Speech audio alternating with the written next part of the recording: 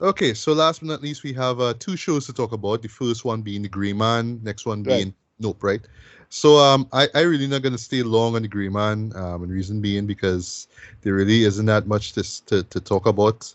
So for me, right, I think the main reason why a lot of people go and check this out is, well, not just because it's on Netflix, but because of the who's front and center, right? And that would be Ryan Gosling, right, and Chris Evans, right? So yeah, they in a Netflix movie together, right? It's nothing new in terms of Netflix bringing big A-list actors to star in movies that rival what we've seen in on the big screen and whatnot, right? But here it's like, well, yeah, I mean, is the two of them is an action film, all right? What could go wrong, right? But then also the big sell of this too is who are directing this, and that would be the Russos. Okay. Yeah. Okay. Yeah, yeah. So here's Again, the thing. I listen. Anything that they do, anything that is not a Marvel movie, I kind of off with. I kind of like 21 Bridges. That was okay. But that movie with Tom Holland in it, Red or whatever it was, that was real shit. Cherry, Cherry, yeah, that bullshit. That was terrible. and sorry to see, but this is another cherry. This is Yeah, another sad, cherry, sad. right? And what we That's sad. mean is not saying that the Russos can't direct, right? They could Right. do, they. It's not like they have like a signature style or whatnot, but they do style very well, right? They add a lot of style and a lot of pizzazz, right? Yes, I use the word pizzazz, right? Ever so often in their films, right? You could tell that there's this energy, right, when it comes to their films, right? Whether it's a semi-autobiographical film like what Cherry was, or whether it's like a action film like The Grey Man, right? But yeah, like you, Ricardo, I more prefer the MCU stuff, like the Yeah, Captain America films and whatnot, right? yeah. Because Now I'm close. yeah, boy. I don't know, boy. I think it's just their choices of scripts, boy, right? Even though Joe Russo himself actually co-wrote the script, right? So and Christopher Marcus and Stephen McFeely actually co-wrote the script as well too, right? So yeah, you would think with all this with all these names now, and I forgot to mention Miguel Ana de Armas is in it as well too. My next skill, Jessica Henwick. Last time we saw her was in Iron Fist. Yeah, like and even they get Billy Bob Thornton in this as well too. So yeah, I mean, even get Red John Page, right, from Okay. Bridgerton. He Right. did Right. he's one of the Okay. main So he villains show in up it. again. Yeah, he showed up in it. So it's like, Yeah. yeah, big actors in this, right? So what could go wrong, right? So in a nutshell, this is yet another, covert agent story, right? If you've seen the Bourne series, if Right. you've seen at least one Mission Impossible movie, you know what you're gonna get here, right? Guy working for the CIA. He was a former prisoner. He's Yeah. hired by He's the a CIA. badass. He's Yeah, a he's a badass, and badass. you have no He could emotions, but he's no a badass. emotions. He do the job. He do these sweet kills and all that kind of stuff. And yeah, he does one kill and is in a foreign country. In this case, is in Thailand, in Bangkok to be precise. And it's a botched job because the person that he was supposed to kill revealed some information that his higher ups are not as trustworthy as they say they are. So that leaves him on this chase. Well, I want to say this cat and mouse chase now, because yeah, he's trying to find the truth, and it involves one of his superiors who is played by Billy Bob Thornton, right? He plays Fitzroy, right? And then well, basically, Reg, right, who plays Denny, right? Or Denny Carmichael, that's his name, right? So as soon as he find out, I forgot to mention Ryan Gosling's character is called Sierra Six, right? So you call him Six for short, right? Because that's what they call him throughout the film, right?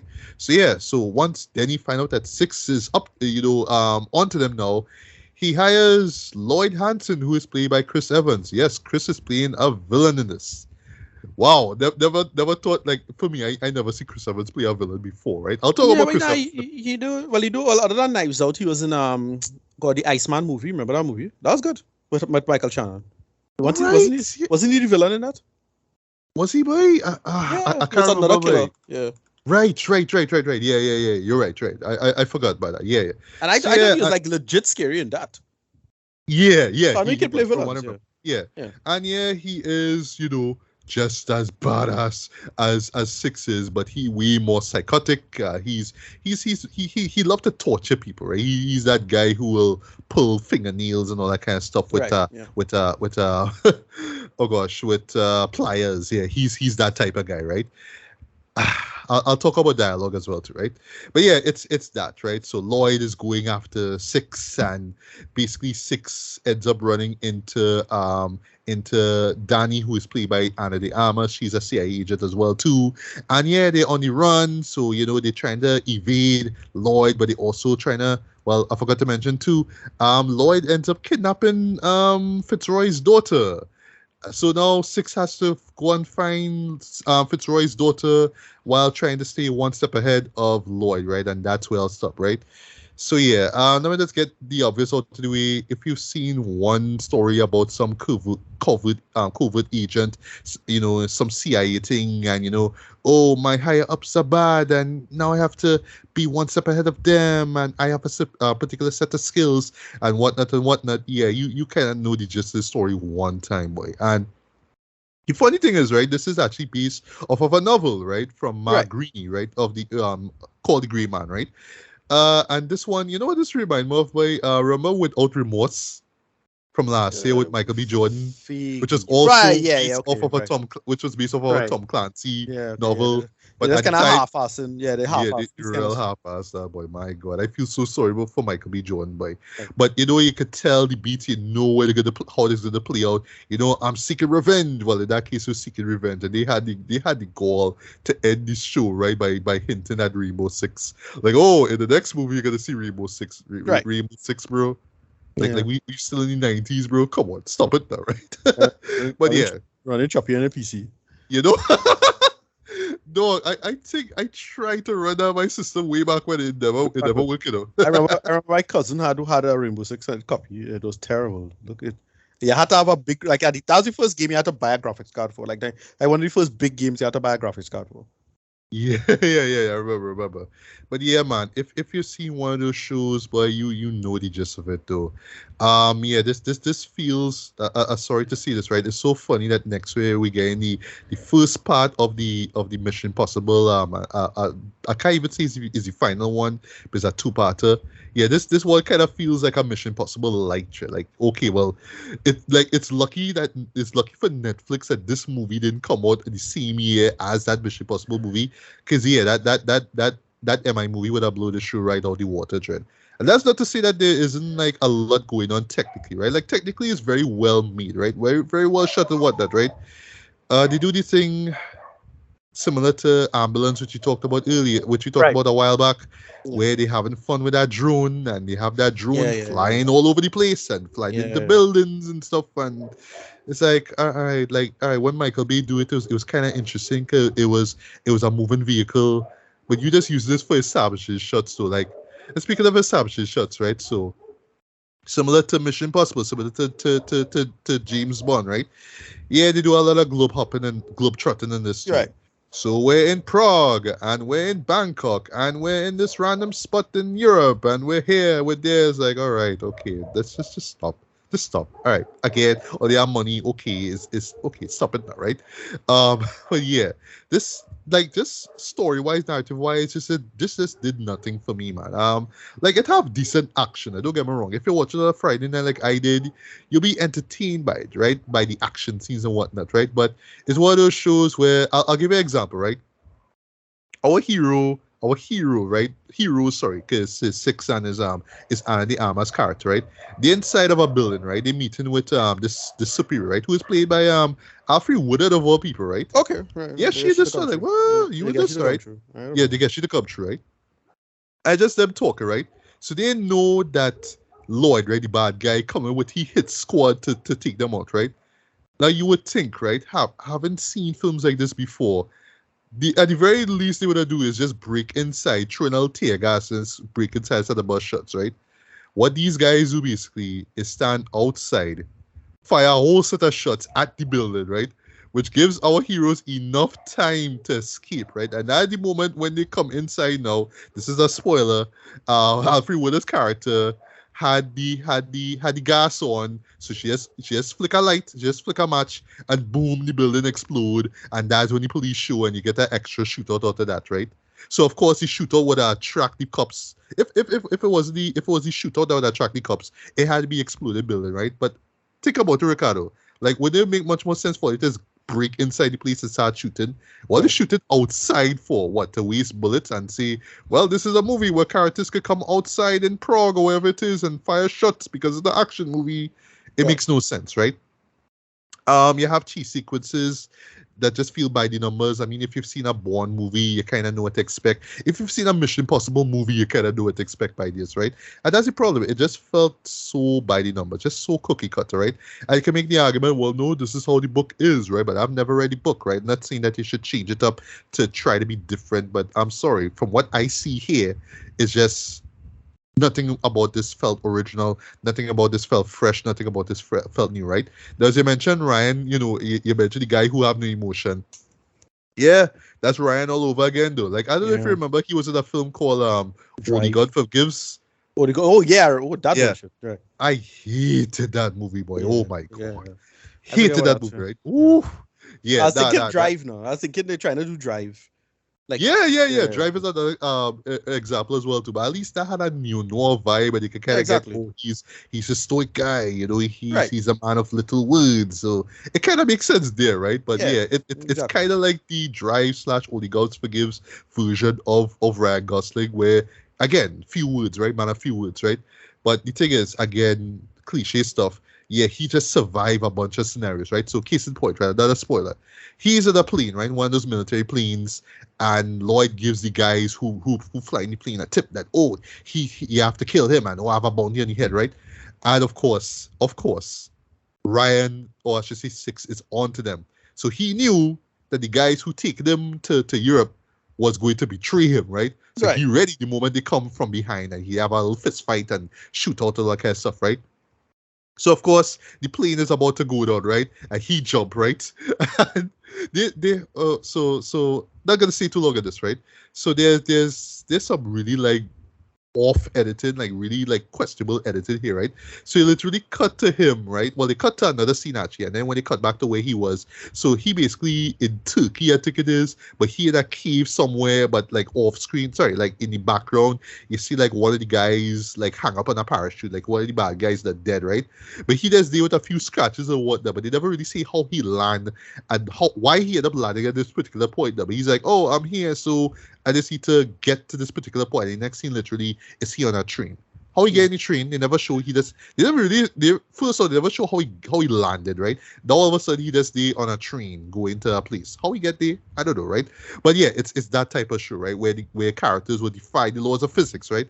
And I know it's a Netflix show. I know we work with a ton of money because the budget is 200 million, but my God, even that moment with him dropping off from that exploding plane, though, it kind of looked cheap. Yeah.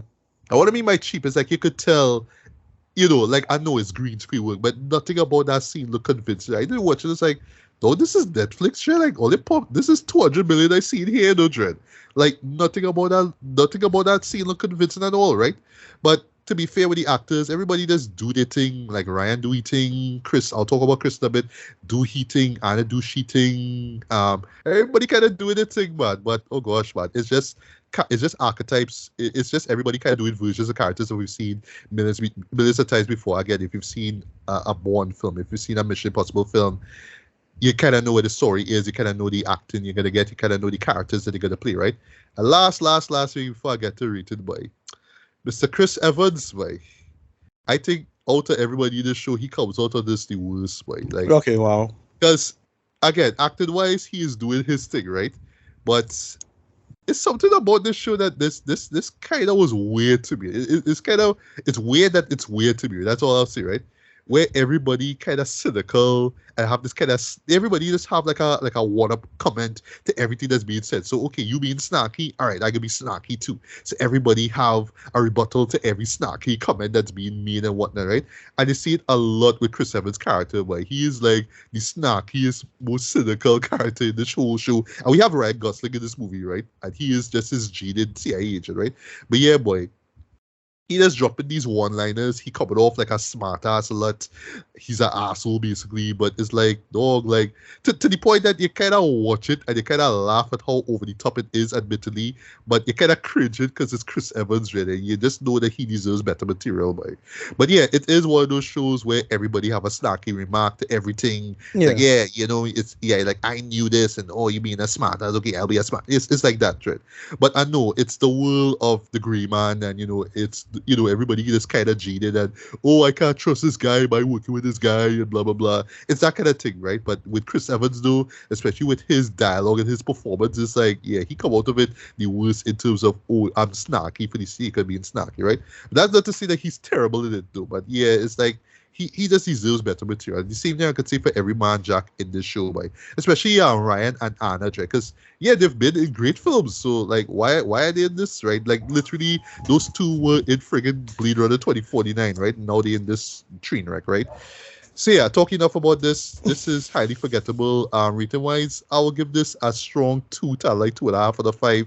I would say if you absolutely have nothing to do and you're just the type who just don't want to go out to see a movie in a movie theater, I just want to see an action movie and you just want to shut your brain off, then yeah, watch this. But trust me, when you're watching this, believe me, you will be remembering stuff like Born Identity. You will be remembering Mission Impossible. You will remember being in cinema, seeing these films and enjoying them, Jen. And now you're here, sitting home, watching Netflix. Okay, you're paying for your subscription and whatnot.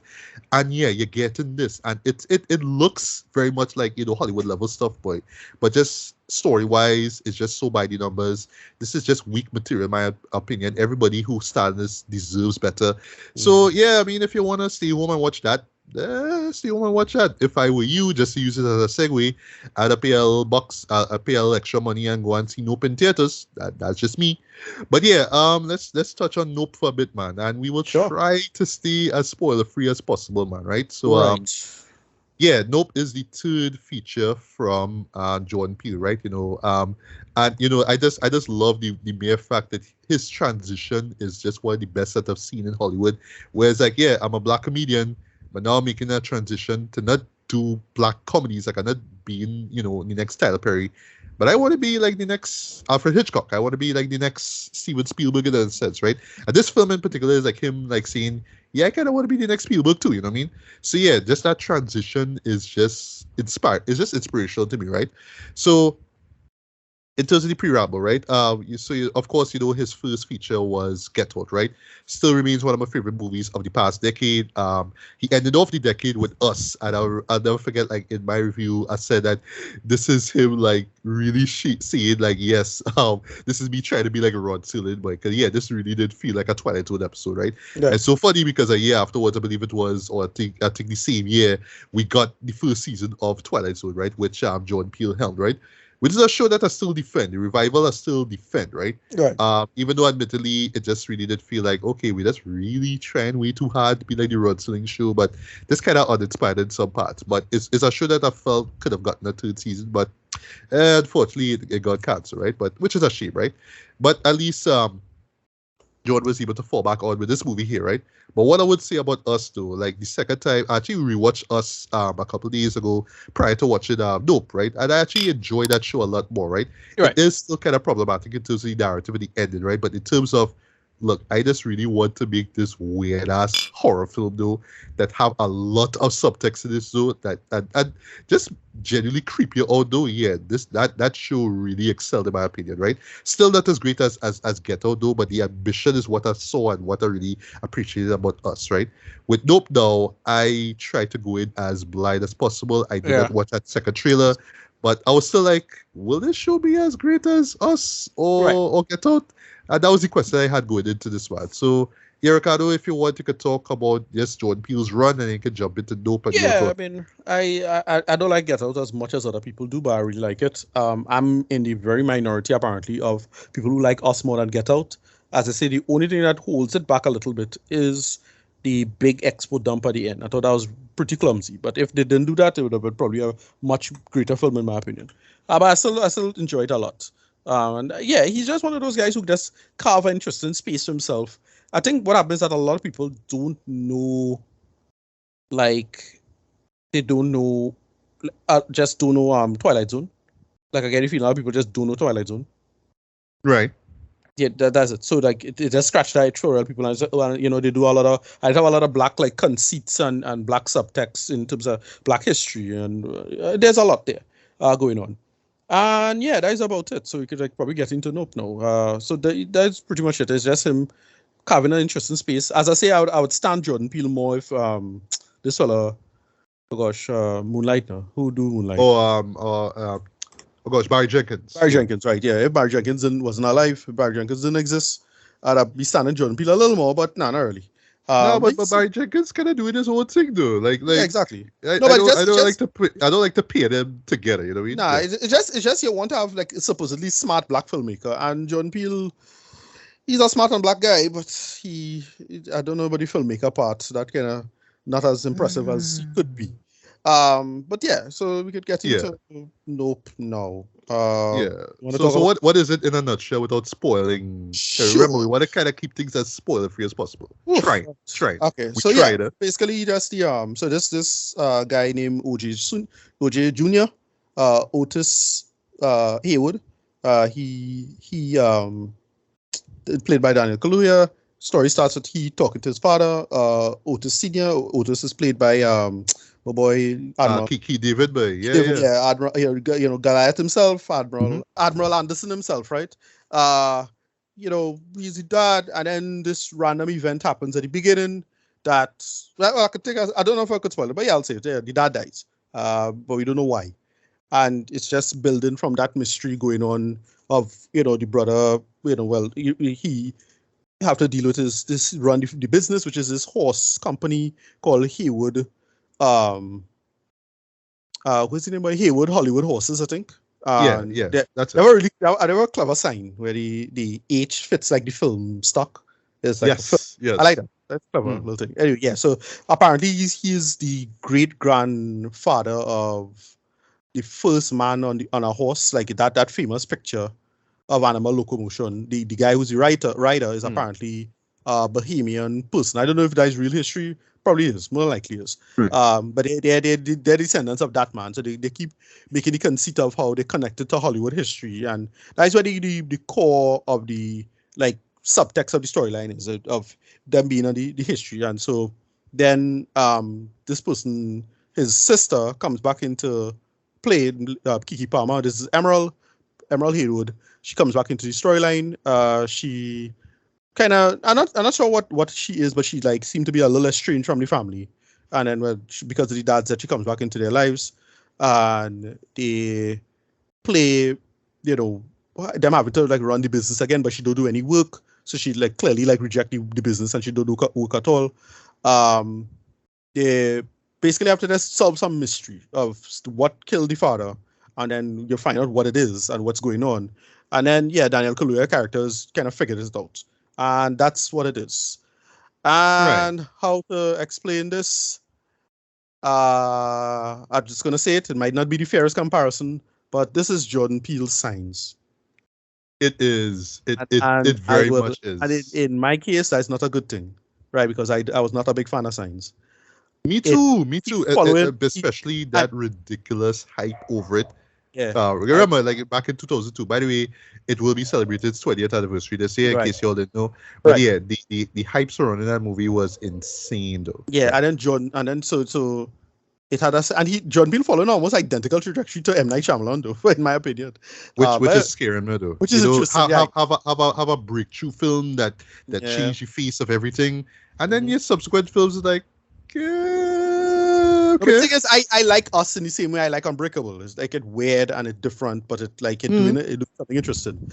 But then, I mean, in terms of direction, that's what I mean. Because I love Us, I love Get Out.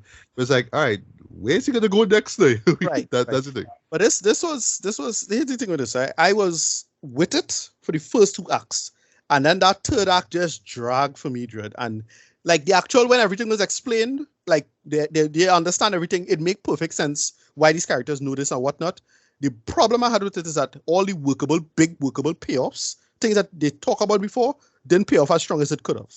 Like I get why this is a thing, but it's like, okay, they could have do more with that, and they have whole chunks of the storyline are addressing certain things. I'm trying to say it without spoiling, but it just don't pay off as good. And there's one moment in particular I really hated, because like that character, there wasn't established at all for him to be doing something like that.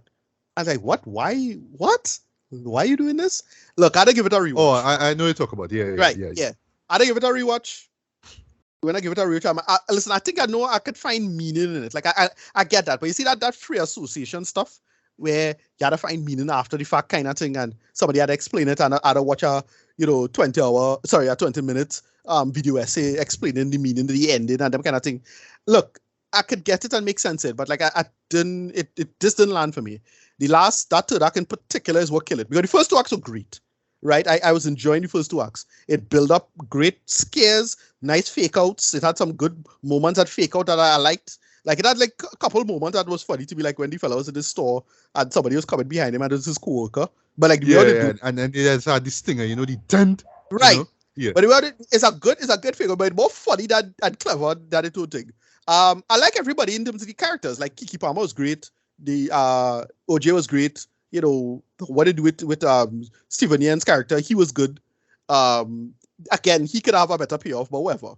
And I felt it just didn't gel together the way it could have. I don't know. Like, I don't know how to rewrite this or anything like that. Like, so I ain't gonna really try to do Monday morning quarterback. And again, it'll probably come to me and I'll think about it and I'll be like, all right, they should have do this, blah, blah, blah, blah, blah. But I don't know. I've just felt it just couldn't, like, the stuff we saw in the early stuff, it didn't seem to have a workable payoff. Here's one moment. So it had a shoe. It had a moment with a shoe. The shoe is in the center of the frame. The shoe is doing something that it shouldn't be doing, and that is not addressed at all. We see it show back up later in another location. So like, all right, what's wrong with the shoe? Nothing. And I don't see how it related. I don't know what happened. It not connecting. I'm like, yeah, why do something like that? And it seemed to be completely unrelated. Again, somebody somewhere going to explain the significance of the shoe to me, but it don't seem to be any relevance. I enjoyed it for what it was. It's something I remember I talked to you about when you and Ansel, we had this conversation about incidental characterization. The Keke Palmer character is apparently gay, but you don't know this. It's a quick line, you don't think about it, and they play it as it is. They make it work. There's actually one or two moments where she kind of says something. It's like, all right, moments, right. A couple lines, a couple moments, and it dies about it. And it's totally incidental into the narrative storyline. Because you don't know if that is the reason why she's so estranged from the family. That is not. Because it's more to do with what happened with her horse and these little character moments, which I liked. But the third act just didn't come together well for me. And I get what they're going for in terms of like the ultimate explanation for things, like why, the logic of it in terms of like how this happened and why. I enjoyed for what it was. Like, I get it. It is an interesting conceit. It's a cool sci-fi conceit. Like, I ain't pulling from that at all. I thought it was pretty cool. And it is straight up, if I say what it is, I'll probably spoil it. But it's straight up something I already know already. Just say, if you know what a sea butterfly is, yeah, that's pretty much what it is. Yeah, it's that. Oh, like, that's what the design is. Okay. Yeah, exactly. Okay. Pretty much, right. I don't know if we spoil it by saying something like that, but like it was that. When you're doing something like that, you usually just do that. That's all I'll say. Let me stop there. Yeah. Again, I just wish the third act was just come together better, Judd, because it just all these little dumb little things I just didn't like, Judd. Like that part with the camera, Judd, I was like, why he do that, Judd? Like why? If they set that man up better earlier and then he do some shit like that, all right, I could have lived with it. But agreed, yeah. It wasn't well established. So it's like same thing with Steven Yeun's character. They set it up early. He's connected to the narrative, and I get what they were trying to go for. But again, because the payoff is like, all right, well, that is it. The payoff just kind of pretty weak. Agreed, the ending itself was all right, with what Palmer had to do in the ending. I was like, all right, I can live with that. And they leave it as it is. I don't know. It didn't work for me. And mostly because of that third act. That third act, real drag. It just kind of unravel the whole thing, and it feel real clumsy at the end, coming on at the end in there. But I didn't hate it. I'll leave it as it is. I enjoy it. Rating is signs all over again. So boy, I want to give this a higher score. If I give it a rewatch, I might give it a higher score, saying, okay, I missed this, I missed that, blah blah blah. But I watched the thing. I was paying full attention. It kept my attention. That's the main thing. So you see, stuff like this, mystery stuff like this, you just always look for little tiny details so you don't forget nothing. And it did keep my attention because I do think it had a lot of funny little jokes and lines, like the part when she this was in the trailer when she say, I told you this guy would bring that kind of camera. Right, and the two of them just hype it up themselves. Little stuff like that I like. It's not trying to be a comedy, but there's little funny little character moments. And look, Kiki Palmer and Daniel Kaluuya had great chemistry. Two of them was bunked up. Oh, yes, they did, yeah. They were bunked up so well with each other, and they made it work. And I didn't hate any of that. All of that, again, the first two acts, solid business. And that third act just, I don't know, boy, just pulled down the whole thing for me, Dread. Rating, 6 out of 10. But it closer to a 5, to be honest. Like that seems fair. That seems very fair. Yeah, I don't know, boy. Just I don't know, boy. Like again, I had to watch it. Because what happens that when I say I come home, I watch it and I just come home from watching it. So like when I okay. I didn't see it because I was busy. Give myself a day to yeah. So I just watch it. Like so that is my factor. That is probably a factor of me not really it didn't bake in my head enough. All right, fine. Because I was super busy yesterday and Friday, and I usually would go and see, and I forget why I couldn't go and see Tuesday. But so it's like, all right, let me squeeze in the Sunday and, just go in quick and sort it out. And yeah, so that is about it. I don't know. I didn't hate it. I did not hate it. But I was really underwhelmed by it. I wasn't even that disappointed to say, wait, boy, they could have done this so much better, whatever it is. Because I didn't have an idea what they could have done. Because again, like you, I went in more or less completely blind, more or less. Like I saw that first trailer, I didn't see the second trailer. I saw a couple things and knew it had something involving a quote-unquote flying saucer. That was already promo material. But when I didn't know what was going on. So like when they reveal and they kind of prove the hypothesis right about what's going on, I'm like, all right, that's kind of interesting. It kind of interesting and it makes sense in terms of the conceit. I could see some people liking it. If you like it, I totally understand why you would like it because it is a very interesting narrative conceit of what was going on and why. But ultimately, just because it was just that third act was just so clumsy, and it's only because of a couple little things, them things just like, why, Judd? Like, that is clumsy into the narrative. That messed up the whole thing. Again, it's only because of that one, and I'll say that one part with that fella. That threw me off completely. I was like, really? Why, Judd? Whatever. Yeah, 6 out of 10. Closer to 5, but I don't know. I had to watch it over again. It'll bake on me and I'll probably think about it and it might improve or get worse in my head. But I'll see. But yeah, 5 out of 10 as it is. I just wish it just could have better payoff with what was set up earlier. It's mostly with Steven Yeun and another character, and that's it. I'll leave it there. Right. So you see how you said you saw it just a couple hours ago, and how I saw it yesterday. Right. So how I said earlier that I was giving myself enough time to think about it. I kind of did. So that is mainly because I had other stuff to check out before, doing this episode here. Well, I should say right off the bat is Comic-Con stuff, right? Whatever, right? But this is like the frustrating thing about this movie for me, right? So I'll just say, right, I went in with expectations a little tepid, right? I wasn't sure what, like, if this was going to be as good as, say, a Get Out or Us, right? But, like, for me, like, I just kind of felt like at this point, right, even though this is his third film, right, like, I kind of know, I could kind of expect what he's going to give us, right? So it's kind of part Hitchcockian, you know what I mean? Right. Or, like, just him kind of drawing from the masters of suspense, if you will, right? Yeah. So that's why I assume he was going with this, right? So you say Signs remind you of too. Yep. Also reminds me a bit of Super 8, right? I'll tell you why. Right, yeah, okay, yeah. Because there is a slight little love letter to the art of cinema, right? Right. Okay, yeah, there's a lot of references to cameras and video and all that kind of stuff. Right. But also it is a history, right? And that's where I feel that whole, because they really like hit to that point early on with the the guy and the black guy and the galloping horse and all that kind of stuff, right? So it's Jordan Peele, right? So he's going to talk about black representation in film history and all that kind of stuff. And it's convenient that Daniel and Kiki's characters own a horse ranch that is involved with rearing stunt horses for Hollywood movies, right? So, and I love how early on you just see how detached Daniel feels by it. Like, it don't really matter to me. Like, I know I'm just doing it. It's a job, but I don't really care because my dad is not here, subtext stuff. So he talk about how detached he is, and you could clearly tell there's a kind of working depression. Like, again, I pull in subtext subtext from it. Like the father, because the implication is that the father started the business, but it's not like an old business now. So they know he starts something important. So he care about that because like, okay, I don't know if this is a big spoiler, but he wanted to buy back the horses. So he had intentions of maintaining the thing, But at the same time, it was like, well, he a little depressed and like whether or not he should continue. And they have a lot of subtext there. Yeah, it's generational wealth. That's what it is. Right. Yeah. There's a dare there, Similar to signs with respect to fate. There's a lot of dare there. But then when it's time for the whole thing to play out, it's like, wait, but that real clumsy, though. Like, that's the thing. Yeah, John. Now, as you bring up that too, right? Because even signs to drawing on a certain subgenre. That's all you'll see, right? Yeah. And it's kind of going to the whole, okay, what is it? What is that thing, right? So yes, I do agree with you. The first two acts are really strong, right? Because really strong, yeah. They're like, what's going on? What is this? What is that? He keeps like they had a great fake out scene with the prank, what would turn out to be a prank. It's a good fake out scene. I was like, but that good dude. There's a real strong scene though. And it catch me off guard too. Like what?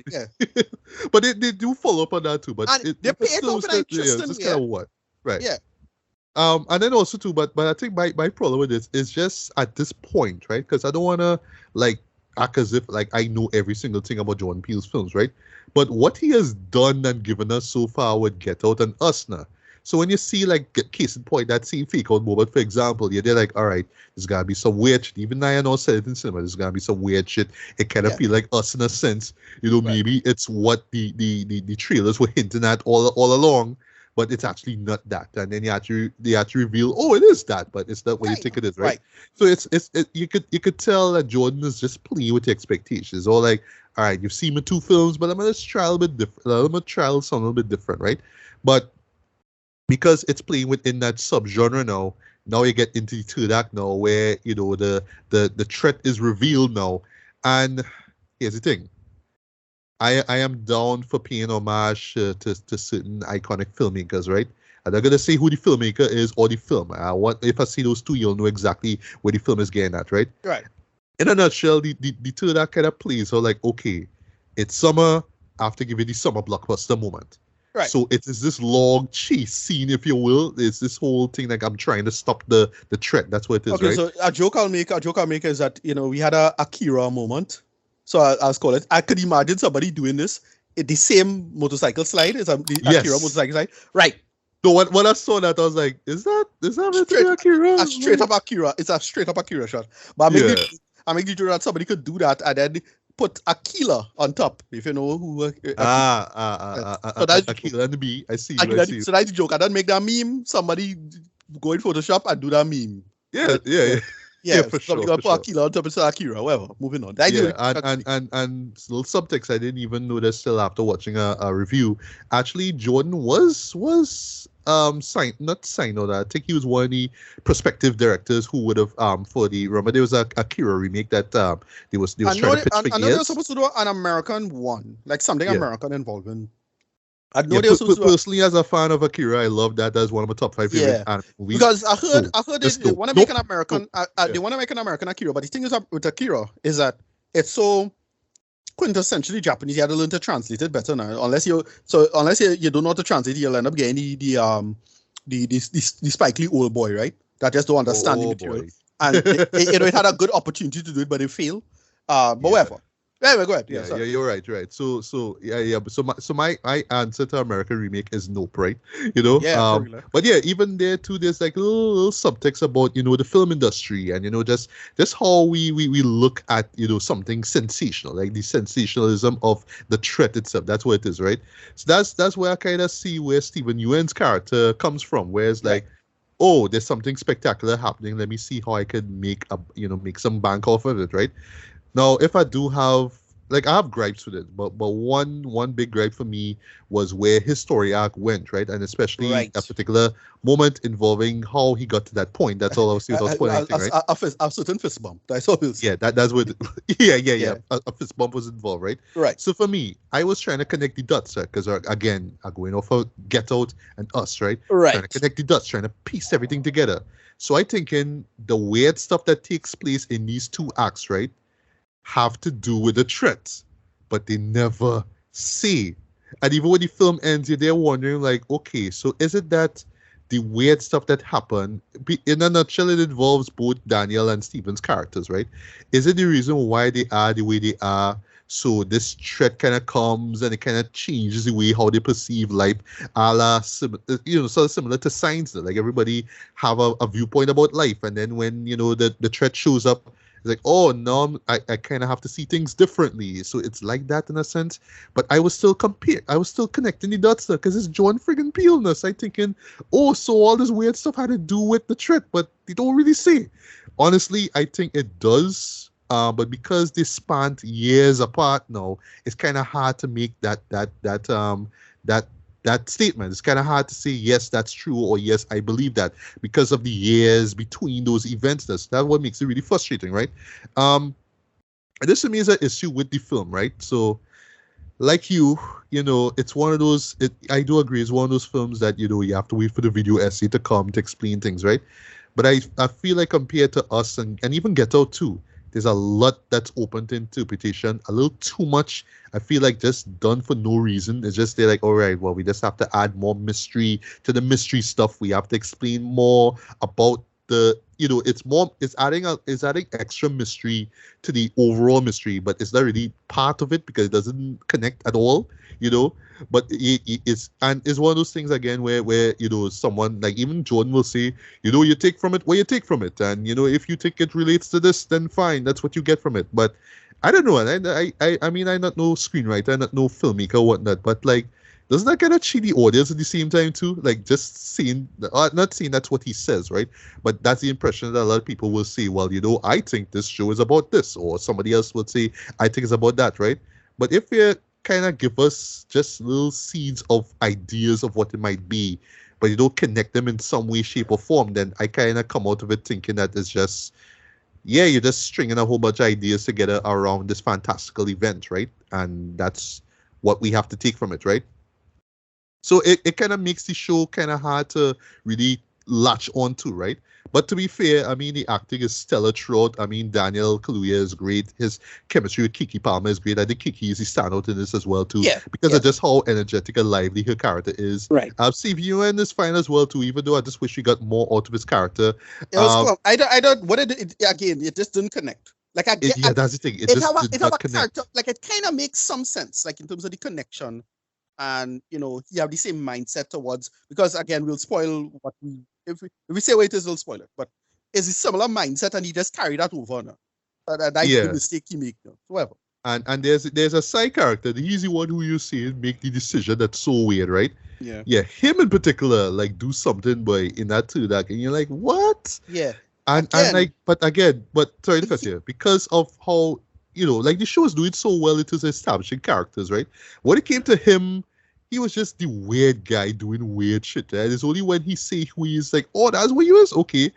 But then you're thinking that, like, the decision that he will make kind of will connect to, like, the weird stuff he was doing before. Like, it's not weird, but it just looks weird in a Jordan Peele kind of way there. Right. See, you're thinking, oh, it's supposed to connect. It kind of does somehow with what the threat is, but still, like, there's still no reason into why the man do what he do, right? It's a simple reason, like he says or kind of hints at, but it's just so goddamn stupid. It's just so dumb. It's so dumb, right? Here's the thing, they should have set this man up better, Judd. Because, like, what he do and why, like, you could kind of see an interesting character endpoint with something like that, but he needs to set that up, and it wasn't set up at all. You see him in one scene, and then we see him in a couple other scenes, and like, yeah, well, they never talk to the man, they never set him up, they didn't like make a big thing out of it. If he got, like, you see how Steven Yeun got a scene to show his backstory for the most part, he should get something like that. If you see that, because remember they was doing this in interstitials now, like it was fun, and I forget, it was Ghost, I forget what's the names. Also as you say that, not a big fan. I wasn't a fan of the intertitles. I wasn't a fan of the like chapter structure. Yeah, it just felt gimmicky, in my opinion. Like, I was again trying to connect the dots. Yes. Oh, so this segment has something to do with the big picture. Yes, like no, they're just there to break up the scene. Right, and I felt they could have just cut it normal, and it would have been fine. They didn't need to do it the way they did it. Whatever. Yeah. And then last thing about the third act though, and again, just going back to the summer blockbuster. I know it's going for spectacle, and it goes there. It does what it's supposed to do, right? You even get that luckier shot that you mentioned it earlier, right? But still, it just still kind of ended like, all right, still the why or the you kind of see the what, but there's no why to it. It just kind of happens, and it's just like, well, all right. And there's a nice little symbolism moment involving Daniel near the end. It's like, all right, that's cool, I get it. But still, it just didn't come together into like a cohesive whole, in my opinion, right? That being said, like I said before, the acting is great. I thought that the music, once again, done by Michael Abels, right? He did the actually a great score for us actually watching it over, and for Get Out as well too. But like his score here was like it's part minimalist, but at the same time there's a grandeur to it as well too. And also slight spoiler, there's some Western influence as well too, and especially that too, that which absolutely works, right? Jordan Peele does his thing, like strong direction throughout though. The writing works in terms of if it's what he had to give this man credit for, right? Even though his films are inspired from other films and filmmakers, he always finds way to make his content fresh and original. Right. Like like to be clear, seen it with this movie here. It does not feel like anything you've seen before, even though when you reach by the end, the film is like, yeah, it's kind of like this show and that show, but still it feels original. I had problems with the narrative, like. But the directing was fine, like how it was cut and how stuff was like just location stuff, like just how people was in relation to other people. That's hard to do, that's shockingly hard to do. And you really get a good sense because again, when it's a big action sequence effectively, but like how it plays out and moves in terms of, because the location matters and they had to make sense of the location involving a certain phenomena involving electricity. They had to like make sense. All of that was consistent. The editing was fine. Like that is not complete here, but the actual writing and actual narrative was just what suffered for me. True. Yeah. So last point, I don't know if it's just if it's just intentionally meant to be clumsy, if you will. It's just intentionally designed to leave a lot of space for you to interpret things. But I mean, I know it's Jordan Peele and whatnot, right? But I think here's for me the real problem with it too. Because it's not primarily a horror film. That's the thing. Right. Because it's not primarily a horror film. It's more of a thriller. You don't really have to leave a lot of things out there in the air for people to interpret, though. If it's a horror, fine, I understand. Like Get Out and, Us, like, especially Us, right? But it's really a sci-fi thriller. That's what it is. So, like, you don't have to leave too much things out there. Like, the threat itself, all right, leave that vague if you want to. But the other stuff surrounding it, nah, man, like, explain shit there. But lastly, before I get to rate it, for me, the MVP is, forgive me if I butcher his name, Hoyt Van Hoytema, boy, the cinematographer for this way. Yeah, because he worked on stuff like Interstellar, he worked on Dunkirk, he worked on your show, one of your favorite Nolan films, Tenet, right? But yeah, man, this is the first pairing between him and Jordan Peele, man. I would say, like, Hoyt did his damn thing, but he killed it with these visuals, but especially the nighttime scenes, but like, it looked real good. This is one of those shows that I wish that I saw on a much bigger screen. That would have meant I would spend more money, but I would have got my money's worth. Would I have got my money's worth? But still, just to see those shots, though, yeah, I would have paid for it, right? So, in closing, this admittedly is the weakest of Nolan, of Peele's films. Yep, I agree. I feel it's because he's tapping into a slightly different genre. It's not to say that he never did sci-fi before, right? Tech said all of his movies are sci-fi. I mean, one of them is sci-fi. Yeah, but this one feels the least horrific. Like there's more thrills to it, right? There's a couple of really horrific scenes. One in particular that really stands out, right? But again, what makes it so frustrating is that it did not connect, right? Yeah. But somebody could tell me in a video essay, well, no, there's the instances with the electrical outages, so that's the reason, right? But because, without spoiling anything, of the years between the scenes, it just didn't connect. It just didn't connect. It's just the why. That's the reason. And I came out of it still asking why. You know what I mean? And you can make the argument, well, that's the point. You know what I mean? That's the show that Jordan wants to be. So you'll be thinking about it for days to come, and you'll go and see it again. And admittedly, I do want to see it again to try to understand. But I honestly think that if I watch it again, there'll still be things that will still be left out there. There'll still be things I'll find are clumsy or not well handled and whatnot, right? But to be fair, it is still a very well-made film, well acted and whatnot, very well shot, I would say, right? But again, just given what we've seen with him thus far, I don't know. I just kind of wanted more meaning to it, more spaces filled, right? Instead of just these open spaces, so to speak, right? So rating wise, strong 3 to like 3.5 out of 5, man. I mean, it's alright for what it is, and I would still Right. recommend seeing it on big screen just for the spectacle and whatnot. And I could tell, I'll make an effort to go see it a second time. I have no problem doing that. But yes, me still. too. And I could tell that he going for the more spectacle beast thing, given what the subgenre he's tapping into. Yeah. But I know it's Jordan Peele, and we kind of expect stronger writing.